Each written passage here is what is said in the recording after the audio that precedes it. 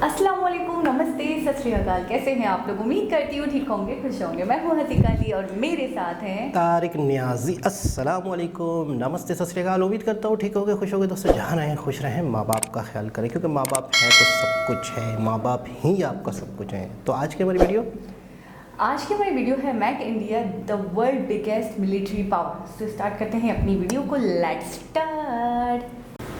Okay guys, तो video का title है make India the world's biggest military power, 7 new defence firms made. So start करते हैं अपनी वीडियो। बिल्कुल ठीक पढ़ रहे हो। यहाँ पे आप लोग make India the world's biggest military power, ये जो यहाँ पर लाइन है पीएम मोदी ने कही है। और यहाँ पे आप कहोगे ये कैसी लाइन है? World's biggest military power USA नहीं है, रशिया नहीं है। हम खुद अभी परचेज कर रहे हैं S-400 और उनके मिलिट्री हार्डवेयर तक तो पहुँचते पहुँचते बहुत टाइम लग जाएगा। मगर मैं आपको एक बात बताता हूँ, एक कहावत है, आप कोशिश करिएगा इसको लाइफ में भी इम्प्लीमेंट करने की। Aim for the stars and you will reach the moon. अगर आप निशाना लगाओगे कि मुझे सितारों तक पहुंचना है तो एक बार को चांद तक तो पहुंच ही जाओगे। तो पीएम मोदी ने ये टारगेट सेट किया है कि ये हमारी एक्सपेक्टेशन है भारत के डिफेंस सेक्टर से कि हम सिर्फ कम्पीट नहीं करेंगे among the world's best, we want to become the world's best. और इंडिया को एक मेजर मिलिट्री पावर बनाया जाएगा प्रोडक्शन के मामले में। नाउ ये करने के लिए एक बहुत ही बड़ा स्टेप ऑलरेडी लिया जा चुका है, आपने सुना होगा इसके बारे में। 7 नई डिफेंस कंपनीज बन चुकी हैं from the ordnance factory board. Ordnance factory board अब नहीं रहा, it is a thing of the past. अब उसकी जगह 7 कंपनी बना दी जा चुकी हैं। नाउ इस वीडियो में मैं आपको बताऊंगा कि ये क्यों किया गया है, इसका इम्पैक्ट क्या होगा, कॉर्पोरेटाइजेशन का मतलब क्या होता है। I mean ordnance factory board पहले क्या था, अब क्या कर दिया गया है, इससे क्या फ़र्क आएगा। बहुत ही सरल भाषा में everything will become crystal clear. मगर आगे बढ़ने से पहले गवर्नमेंट ने एक 3 मिनट की एक वीडियो लॉन्च करी है। मैं चाहता हूँ ये जो वीडियो है ये भी आप देखें, इससे एक वेग आइडिया आपको लग जाएगा सरकार ने क्या यहाँ पे अनाउंसमेंट करी है। उसके बाद ऑफ कोर्स मैं आपको अपनी जो प्रॉपर एक्सप्लेनेशन है ये प्रोवाइड करूँगा।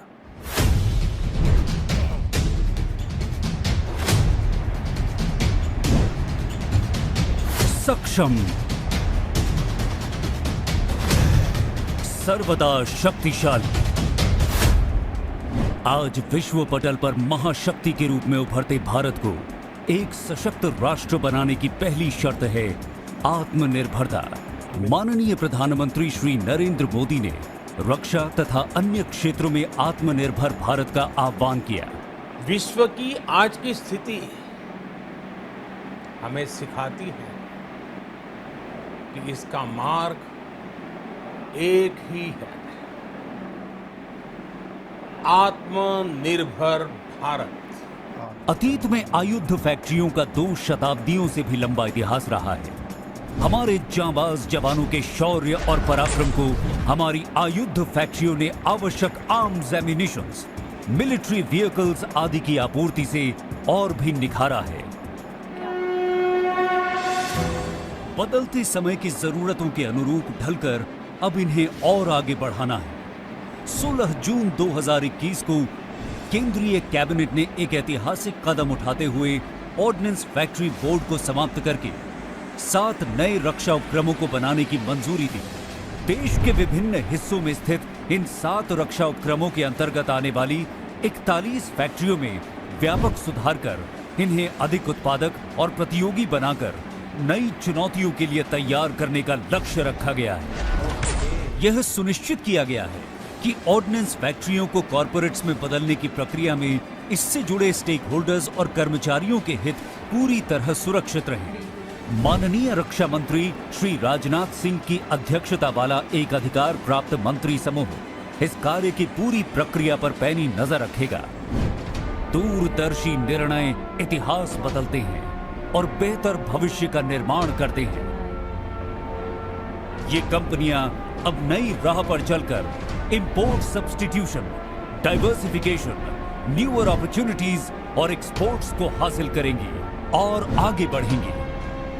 इस लक्ष्य की प्राप्ति के लिए सरकार ने ऑर्डिनेंस फैक्ट्री बोर्ड के 65,000 करोड़ रुपए के कॉन्ट्रैक्ट्स इन कंपनियों को हस्तांतरित किए हैं। आजादी के अमृत महोत्सव के अवसर पर ऑर्डिनेंस फैक्ट्रियों को दी गई आजादी देश के रक्षा उत्पादन के इतिहास का सबसे महत्वपूर्ण और प्रगतिशील निर्णय है।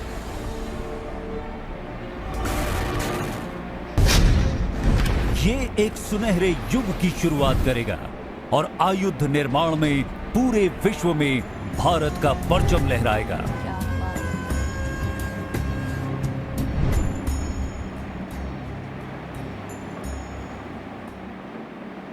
नाइस, लास्ट में थोड़ा सा चीज़ी हो गया था, but anyway so ordnance factory board अब नहीं रहा और देश का जो टारगेट है, जैसे कि आप वीडियो पे देख पाए, $5 बिलियन का हमको एक्सपोर्ट करना है 2024-25 फाइनेंशियल ईयर तक। बहुत ही एम्बिशियस टारगेट है, क्योंकि हम यहाँ पर बात कर रहे हैं 35,000 करोड़ से भी ऊपर के अमाउंट की। तो इतने बड़े स्केल पर आपको अगर एक्सपोर्ट करना है तो ऑब्वियसली आपकी क्वालिटी बहुत बेहतर होनी चाहिए, इंटरनेशनल मार्केट में आप compete करने लायक होने चाहिए। तो उसी के लिए सरकार ने डिसाइड किया कि ऑर्डिनेंस फैक्ट्री बोर्ड जो एक टाइप का सरकारी डिपार्टमेंट था, ये ख़त्म करो। कॉर्पोरेटाइजेशन का अब टाइम आ चुका है। अब यहाँ पे आप कहोगे कॉर्पोरेटाइजेशन मतलब कि देखो, कॉर्पोरेट एंटिटीज़ अब बन चुकी हैं, 7 नई डिफेंस कंपनीज आ चुकी हैं हमारे पास, जिनके नाम यहाँ पे आप देख पाओगे, म्यूनिशंस इंडिया लिमिटेड, अवानी यंत्र इंडिया लिमिटेड, उसके अलावा AWE, वेरियस, जो ये सारी कंपनीज़ हैं, ये अब ऑर्डिनेंस फैक्ट्री बोर्ड के जो पुराने ऑर्डर थे 65,000 करोड़ के, जो भारत सरकार ने थमाए थे,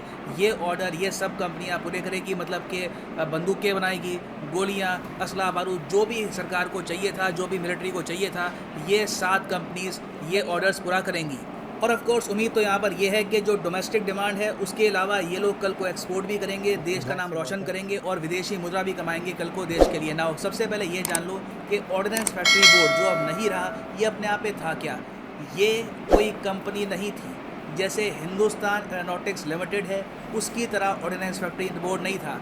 ये आप कह लीजिए सरकारी विभाग ही था। ये डिपार्टमेंट ऑफ डिफेंस प्रोडक्शन, जो सीधा मिनिस्ट्री ऑफ डिफेंस के अंडर आता है, उसी का एक पार्ट था। तो कम्प्लीटली आप कह सकते हैं गवर्नमेंट डिपार्टमेंट जैसा यहाँ पे माहौल था, मगर ये कोई आम गवर्नमेंट डिपार्टमेंट नहीं था। ये इमेजिन मत करना कि बस सरकारी बाबू के कमरे में बैठे हैं। ऑर्डिनेंस फैक्ट्री बोर्ड के अंडर जो टोटल 41 फैक्ट्रीज थी ऑल ओवर इंडिया, ये बहुत ज़्यादा पावरफुल है और बहुत से एम्प्लॉयज़ यहाँ पे काम करते हैं, अभी भी काम कर रहे हैं। जो एम्प्लॉयज़ थे यहाँ पर पहले 80,000, ये अब बांट दिए गए हैं 7 न्यू कंपनीज़ में। तो 80,000 एम्प्लॉयज़ काम करते थे ऑर्डिनेंस फैक्ट्री बोर्ड के अंडर। 41 इनकी फैक्ट्रीज थी और ये लोग गोलियाँ, vehicles, artillery guns, various type का जो डिफेंस हार्डवेयर है, ये बनाते थे इंडियन आर्म फोर्सेस के लिए। एग्जाम्पल के लिए यहाँ पे आप देख सकते हैं, ये ऑर्डिनेंस फैक्ट्री बोर्ड की जो बहुत सारी फैक्ट्रीज़ हैं, उनमें से एक की फ़ोटो है। ये बस विजुअलाइजेशन के लिए आपको दिखा रहा हूँ ताकि आप समझ पाए हम किसकी बात कर रहे हैं। और ऑर्डिनेंस फैक्ट्री बोर्ड को बनाया कब गया था? इसको बनाया गया था 1712 में by the Dutch company. Dutch कहाँ के लोग होते हैं? नेदरलैंड्स के जो लोग होते हैं ना, यूरोप में एक देश होगा आपको पता है, नेदरलैंड्स, यहाँ के लोगों को कहते हैं डच। इन्होंने भी भारत में इनिशियली कुछ एरिया कब्जा लिया था। तो जब ये पहले आए थे तब इन्होंने जो ऑर्डिनेंस फैक्ट्री बोर्ड है इसकी शुरुआत करी। बाद में ब्रिटिशर्स आ गए, इन्होंने टेक ओवर कर लिया और तब से लेकर अब तक 2021 तक ये चलता रहा। अब जाकर इसका विभाजन करके 7 कंपनीज बना दी जा चुकी हैं और जो ये 41 फैक्ट्रीज हैं इनकी मैसिव फैक्ट्रीज, इनको भी बांट दिया गया है इन 7 मेजर कंपनीज में। और एक इंटरेस्टिंग फैक्ट आपको ये भी बता रहा हूँ कि जिस तरीके से आपने देखा होगा यूपीएससी एग्जाम में ना वेरियस ब्रांचेज होती हैं जहाँ पे आप जा सकते हैं। आप इंडियन एडमिनिस्ट्रेटिव सर्विस में जा सकते हैं, आप IFS बन सकते हैं, इंडियन फॉरेन सर्विस में आप जा सकते हैं, इंडियन रेवेन्यू सर्विस होती है, रेलवे की सर्विस होती है। उसी तरीके से ऑर्डिनेंस फैक्ट्री बोर्ड की भी सर्विस थी। ग्रुप A का इसका एग्ज़ाम होता था और जो सिविल सर्वेंट्स हैं जो यूपीएससी एग्ज़ाम क्रैक करते थे, वो उनमें से बहुत से लोग सीधा यहाँ पर ऑर्डिनेंस फैक्ट्री में भी काम करते थे। अच्छा, अब यहाँ पे आप पूछेंगे तो फिर कॉर्पोरेटाइजेशन करने की आवश्यकता क्यों आन पड़ी? आवश्यकता इसलिए आन पड़ी क्योंकि जो वर्क कल्चर था यहाँ पर बहुत ज़्यादा आप कह सकते हैं ढीला सा पड़ गया था। काफ़ी प्रॉब्लम्स आ रही थी, प्रोडक्शन उतनी थी नहीं जितनी एक्सपेक्ट की जा रही थी। अब फॉर एग्जांपल आप अगर देखो तो CAG ने बहुत सी अपनी रिपोर्ट्स में पॉइंट आउट किया कि जो प्रोडक्शन हम एक्सपेक्ट करते हैं एक साल में ऑर्डिनेंस फैक्ट्री बोर्ड से, ये लोग वैसी प्रोडक्शन नहीं दे पा रहे। हमेशा 50% की प्रोडक्शन देते थे, कभी 60% की, कभी भी 100% की जो प्रोडक्शन थी उसके आसपास भी ये बोर्ड नहीं आ सका। उसके अलावा जो क्वालिटी थी वो भी लगातार गिरती जा रही थी। और पिछले 2 दशकों से आप अगर देखो, पिछले 20 सालों से 4 कमेटियां कह चुकी हैं कि ऑर्डिनेंस फैक्ट्री बोर्ड की कॉर्पोरेटाइजेशन आवश्यकता है। जिस तरीके से हिंदुस्तान एरोनॉटिक्स लिमिटेड काम करती है ना, वैसे ही काम करवाओ ऑर्डिनेंस फैक्ट्री बोर्ड को। अभी के लिए एज ए डिपार्टमेंट जो ये काम कर रहा है, ये सरकार के लिए बहुत ज़्यादा समय तक लाभदायक नहीं होगा। तो 20 साल लग गए इन कमेटीज़ की रिकमेंडेशंस पर प्रॉपरली काम करने में, मगर फाइनली काम यहाँ पर हुआ है। और मैं कहूँगा इवेंचुअली ये अच्छा डिसीजन ही है, क्योंकि बीच में तो देखो ये भी हो गया था कि जब सरकार ने इनिशियली डिसाइड किया कि ऑर्डिनेंस फैक्ट्री बोर्ड की बनाएंगे ये 7 कंपनियां, तो जो इनके बहुत से वर्कर्स थे कुछ टाइम के लिए हड़ताल में भी चले गए थे इस विरोध में कि सरकार ये क्यों कर रही है, प्राइवेटाइजेशन हो जाएगी। जबकि अभी के लिए प्राइवेटाइजेशन की कोई बात नहीं कर रहा, कुछ ऐसे भी संकेत नहीं मिल रहे कि ये जो 7 कंपनियां हैं ये बेची जाएंगी, सरकार ही इन 7 कंपनियों को चलाएगी। मगर जो वर्कर्स थे उनको लगा कि उनकी नौकरी जा सकती है, तो उन्होंने यहाँ पर स्ट्राइक कर दी। और ये स्ट्राइक भी ऐसे टाइम में करी जब इंडिया चाइना का स्टैंड ऑफ चल रहा है, तो ये भी काफ़ी एक वरिंग बात थी ना। अब यहाँ पे आप कहोगे कॉर्पोरेटाइजेशन का मतलब क्या होता है? आई मीन पहले ये डिपार्टमेंट था, अब ये कॉर्पोरेटाइजेशन यहाँ पे इसकी हो गई, 7 कंपनीज बन गई, तो फ़र्क क्या आया? देखो फ़र्क बहुत सारा आ गया। अब क्या है कि जो ये 7 कंपनियां हैं ये अपना जो शेयर है ये मार्केट में लिस्ट कर सकती हैं। फॉर एग्जांपल आप अगर देखो हिंदुस्तान एरोनॉटिक्स लिमिटेड को, ये एक डिफेंस पब्लिक सेक्टर अंडरटेकिंग है, मगर सरकार के पास आज के समय HAL के जो टोटल शेयर है ना उनमें से 89%, 89.97% है, क्योंकि रिसेंटली सरकार ने बहुत सारे जो इनके शेयर थे ये जनता को बेच दिए। किसके लिए? कैपिटल के लिए, पैसा रेस करने के लिए। और ये एक बहुत ही अच्छा डिसीजन था। आज के समय आप अगर देखो तो HAL का जो शेयर है ये 1400 रुपये से भी ऊपर का है, और जब इसका IPO रेस किया गया था तो सरकार ने यहाँ पर 4000 करोड़ से भी ऊपर पैसा रेस किया। ये सारा पैसा लगेगा HAL की एक्सपेंशन में, इसको इम्प्रूव करने में। और अभी भी सरकार के पास बहुत सारा स्टेक है, कल को इसको भी ये बेच सकते हैं ताकि कंपनी और रिसर्च कर पाए, खुद और ग्रो कर पाए, और कंपनी को कहाँ पे जाना है इसके डिसीजंस ये लोग खुद ले पाएँ। तो कॉर्पोरेटाइजेशन से अब क्या होगा कि जो ये 7 कंपनीज बन गई है ना, कल को ये खुद का जो पैसा है ये रेस कर सकती है मार्केट से।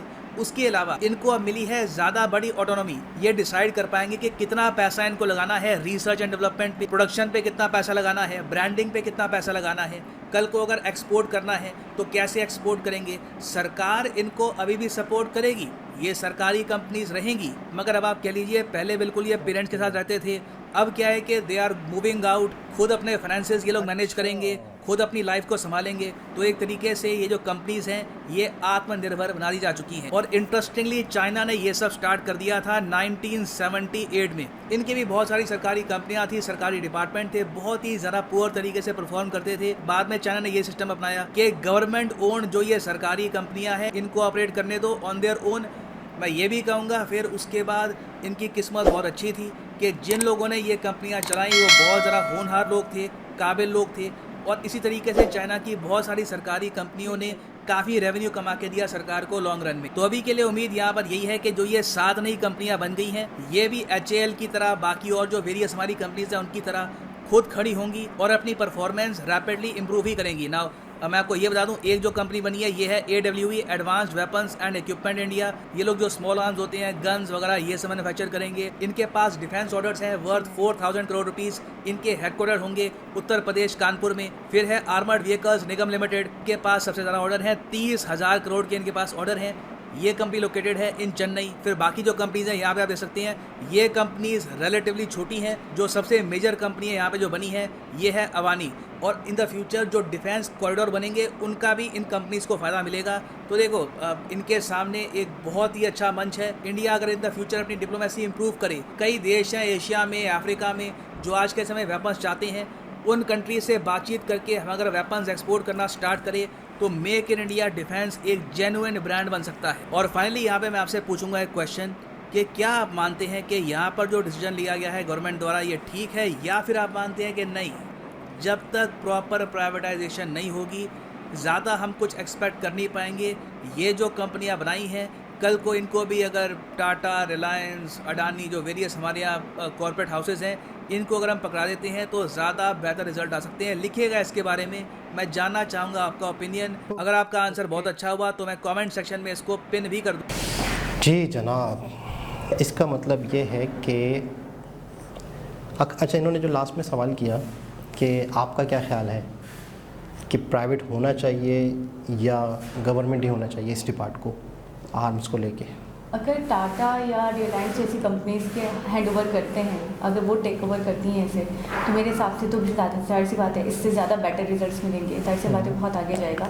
लेकिन अगर अभी भी हम एक्सपेक्ट कर सकते हैं कि उससे बेटर होगा जो था पहले, कि 50% वर्क मिल रहा था और बिल्कुल भी क्वालिटी पे ध्यान नहीं था, तो मुझे अभी लग रहा है ये जो सेमी गवर्नमेंट हो गया है, यानी कुछ प्राइवेट कुछ गवर्नमेंट, तो मुझे ऐसा लग रहा है बहुत अच्छे रिजल्ट्स आने वाले हैं इसमें भी। अच्छा, मुझे एक बात आज तक समझ नहीं आई, हम अपने आप को ले लें कि जब हम प्राइवेट किसी शोबे में होते हैं या हम प्राइवेट जॉब पर होते हैं या हम प्राइवेट किसी इदारे के CEO होते हैं, कुछ भी होते हैं, और हम दूसरी तरफ गवर्नमेंट के होते हैं, तो हम प्राइवेट इदारे में होते हुए अपने आप को 100% देते हैं, और एक दूसरी तरह से प्राइवेट इदारों में भी लोगों से काम लिया नहीं जाता बल्कि उनसे निचोड़ा जाता है।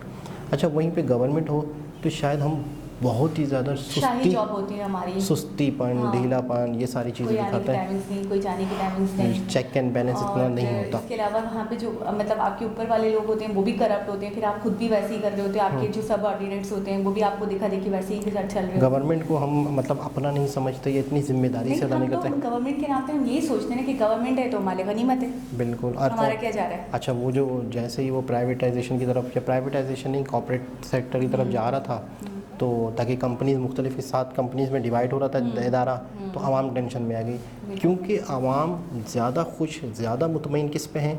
गवर्नमेंट में। क्यों? क्योंकि वही वाली आप वाली बात शाही वाली, या फैसिलिटीज़ बहुत सारी हैं, फैसिलिटीज़ होती है, ये है, पेंशन है, फिर पेंशन है, ये चीज़ें बहुत सारी चीज़ें होती हैं, तो जिसकी वजह से लोग प्रायोरिटी देते हैं। अच्छा, सबसे मेन चीज़ क्या होती है फ़ायदा गवर्नमेंट जॉब का? आपका एक रोब होता है, रोब होता है, और मतलब आपके बहुत सारे उल्टे सीधे काम भी सीधे हो जाते हैं। आपको सबसे पहले तो आप 100% नहीं देते हो, आप ढीलापन दिखाते हो, सुस्ती नहीं, दिखाते हो। जॉब के अंदर की बात कर रहे हैं, हाँ, ये जॉब की वजह से, जॉब की वजह से आप थोड़ा सा अपने आप को रिलैक्स महसूस करते हो। हमारे यहाँ गवर्नमेंट डिपार्ट सुबह 8-9 बजे लोग जाते हैं, तो 2 बजे तक वापसी भी आ चुके हैं, 12 बजे जा रहे हैं, 1 बजे जा रहे हैं, और बस जाते हैं। हमारे यहाँ तो ये हिसाब किताब है, वापसी आ जाते हैं, नहीं बता, और जाते भी नहीं जाते हैं तो क्या करते हैं, जाते हैं बस अपना मतलब साइन कर दिया। ऐसा हमने बहुत से लोगों से सुना बहुत है, सारे लोगों से नहीं सुना, बिल्कुल यही 100% है, बस साइन किया वो आ गए, बस उनकी मतलब अटेंडेंस लग गई, दैट्स इट।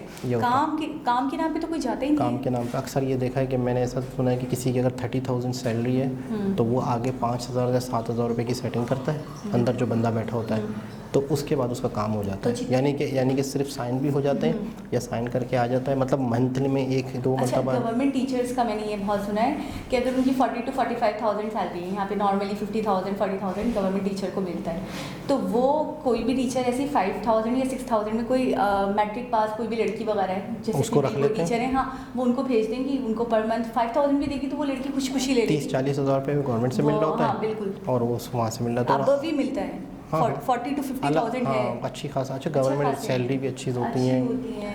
और दूसरा ये कि 7 कंपनीज में डिवाइड करने का सबसे फ़ायदा बेनिफिट मुझे ये नज़र आ रहा है कि आपके काम में डिसिप्लिन हो जाएगा, स्मूथनेस हो जाएगी।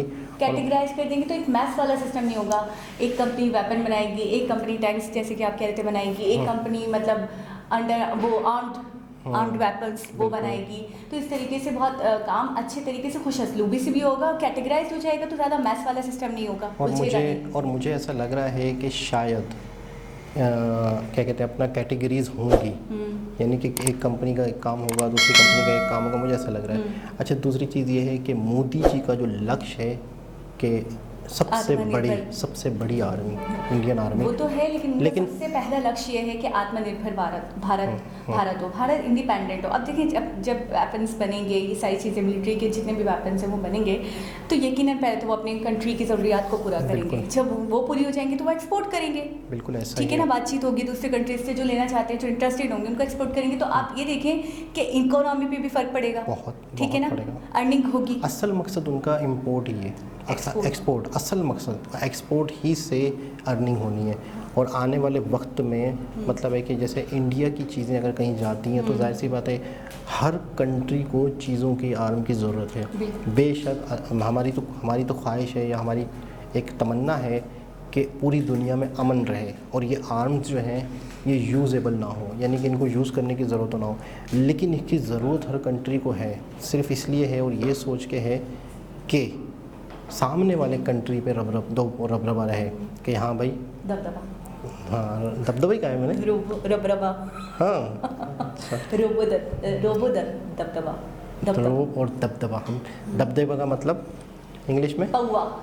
हाँ, ये आपने हिंदी में बता दिया। 2021 की ये लड़की हूँ, हिंदी, मुझे पौवा समझ आता ये आपने हिंदी दबंग एक नहीं कंट्री। समझ आ गया होगा व्यूअर्स को। पौवा मैंने सुना है काफ़ी मूवीज़ में। अच्छा। इस बंदे का तो तो इसका पौवा है। तो इसका मकसद ये है कि आर्म जो है हर कंट्री की ज़रूरत है, लेकिन हमारी ख्वाहिश कि वो यूज़ ना हो, सिर्फ दिखावे के लिए लेकिन हो। इस तरीके से हर कंट्री को इंडिपेंडेंट होना चाहिए, ये भी है मेरी ख्वाहिश कि हर कंट्री ऐसे ही हो कि किसी पे डिपेंड ना करे, इंडिपेंडेंट। अच्छा, ये इदारा ख़त्म होकर 7 कंपनीज होने वाला है यानी, और काफ़ी अरसे तक तो आवाम ने प्रोटेस्ट भी किए, एहतजाज भी किए कि नहीं हम नहीं होने देंगे हमारे अच्छा, यहाँ। वो ये समझ रही टोटली प्राइवेटाइजेशन हो गई, हाँ। ठीक है, लेकिन उनको ये नहीं पता था कि सेमी गवर्नमेंट एक तरीके से हो गया ना, कि प्राइवेट सेक्टर भी और गवर्नमेंट भी है। तो इस हमारे यहाँ तरीके पे से। यही इशू जो है ये स्टील मिल का रहा है। अच्छा, एक स्टील चीज़ मिल मैंने जो है सुनी वीडियो हमारे यहाँ, में, वो बहुत अच्छी मुझे लगी कि वो ये कहना चाह रहे हैं कि प्राइवेटाइजेशन को इन्वॉल्व करने का एक मकसद ये भी था कि खुद फाइनेंस करो, खुद फाइनेंस मतलब करो, सेल्फ डिपेंड बनो, खुद फाइनेंस करो,